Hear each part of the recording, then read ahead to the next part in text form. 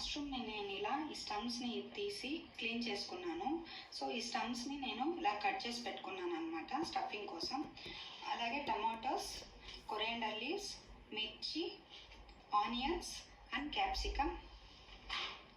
పన్నీర్ని నేను ఇలా గ్రేట్ చేసుకున్నాను. సో మొజరెల్లా చీజ్, సాల్ట్, తర్వాత ధనియా powder, garam masala, ginger garlic paste and butter. So దీన్ని ఇప్పుడు ఎలా కుక్ చేయాలో చూద్దాం. ఈ క్వీన్ సాటర్ ప్యాన్ని తీసుకుంటున్నాను.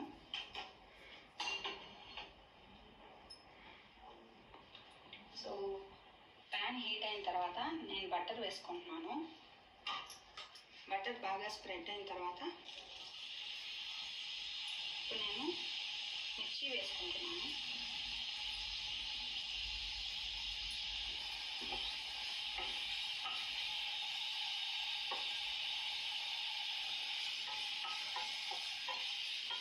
సో మిర్చి కొంచెం బాగా వేగింది. సో ఇప్పుడు నేను ఆనియన్స్ వేసుకుంటున్నాను.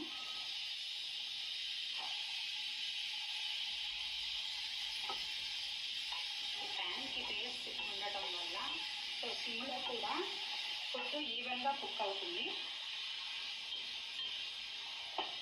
సో కుక్ చేసిన చాలా టైం వరకు ఫుడ్ అనేది హీట్గానే ఉంటుంది అన్నమాట. సో ఇప్పుడు ఆనియన్ కొద్దిగా బ్రౌన్ అయ్యేంత వరకు వేయించుకోవాలన్నమాట. ఇప్పుడు మనము క్యాప్సికమ్, మష్రూమ్స్ కూడా కట్ చేసి వేసేస్తున్నాము.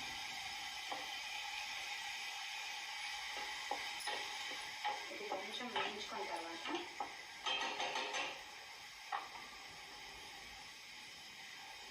టమాటా పేస్ట్ ఇవన్నీ బాగా మిక్స్ అయ్యి కొంచెం వేగేంత వరకు బాగా కలిపెట్టుకోవాలి. సో ఇప్పుడు ఈ మిక్సర్లోకి సాల్ట్ టేస్ట్కి మనకి ఎంత కావాలో అంత వేసుకోవాలన్నమాట. ఇప్పుడు నేను టర్మరిక్ కూడా కొంచెం యాడ్ చేస్తున్నాను. ఇందులో ధనియా పౌడర్,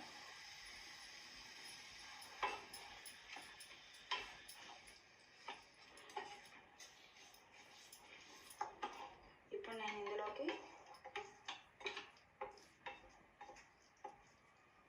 జింజర్ గార్లిక్ పేస్ట్ వేసుకుంటున్నాను.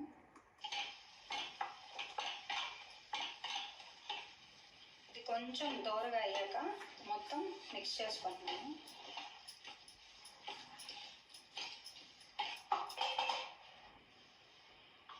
నేను లిడ్తో క్లోజ్ చేస్తున్నాను అనమాట.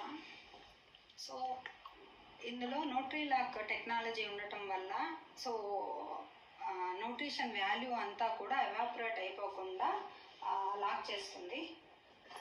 సో ఇప్పుడు మనము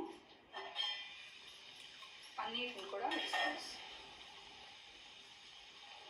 పన్నీర్ వేసి తర్వాత బాగా మిక్స్ చేయడం. సో ఇలా మిక్స్ చేసుకున్నాం. కొద్దిసేపు తర్వాత నేను గరం మసాలాను కూడా యాడ్ చేస్తాను.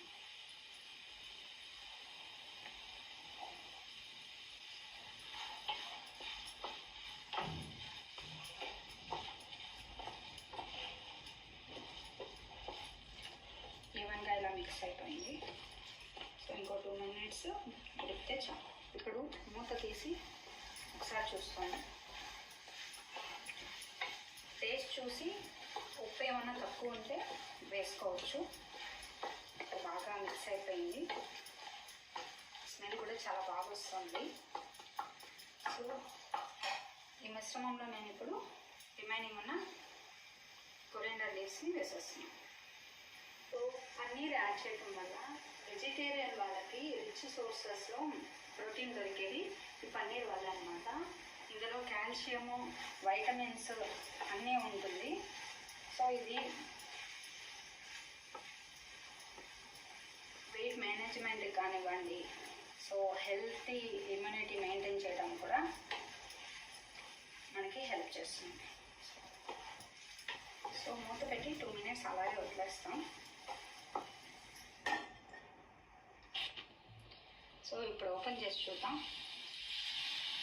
స్టఫింగ్ రెడీ అయిపోయిందండి. సో ఇప్పుడు ఈ స్టఫింగ్ని వేరే కంటైనర్లో తీసుకుందాం. అది చల్లారేంత వరకు ఉంచి. సో మష్రూమ్లో వైటమిన్ బి అండ్ ఫైబర్ ఎక్కువ ఉండటం వల్ల ఇది గట్ హెల్త్ని ఇంప్రూవ్ చేస్తుంది. అలాగే మన ఇమ్యూని సిస్టమ్ని సపోర్ట్ చేస్తుంది. క్యాన్సర్ రాకుండా ప్రివెంట్ చేస్తుంది అనమాట. హార్ట్ హెల్త్ని ఇంప్రూవ్ చేస్తుంది. ఇలా స్టఫింగ్ పెట్టుకుందాం. సో ఇలాగా స్టఫ్ చేసుకోవాలి. సో ఇందులోకి నేను మొజరెల్లా చీజ్ని ఇలా పైన స్ప్రెడ్ చేస్తాను అనమాట.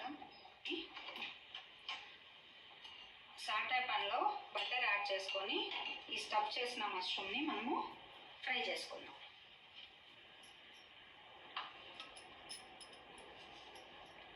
బటర్ హీట్ అయింది.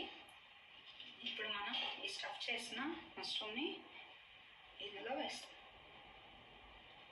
మెల్లగా ఒక్కొక్కటిగా. సో ఇప్పుడు మనము లిడ్తో క్లోజ్ చేసుకుందాం. అప్పుడు చీజ్ బాగా మెల్ట్ అయ్యి చాలా ఎమ్మీగా డెలిషియస్గా కనబడుతుంది.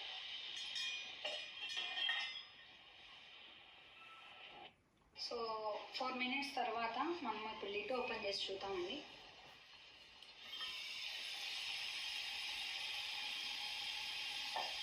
వావ్! సో మనం వేసిన చీజ్ అంతా కూడా చాలా బాగా స్ప్రెడ్ అయిందన్నమాట. చూడడానికి కూడా చాలా డెలిషియస్గా ఉంది. సో ఇప్పుడు మనము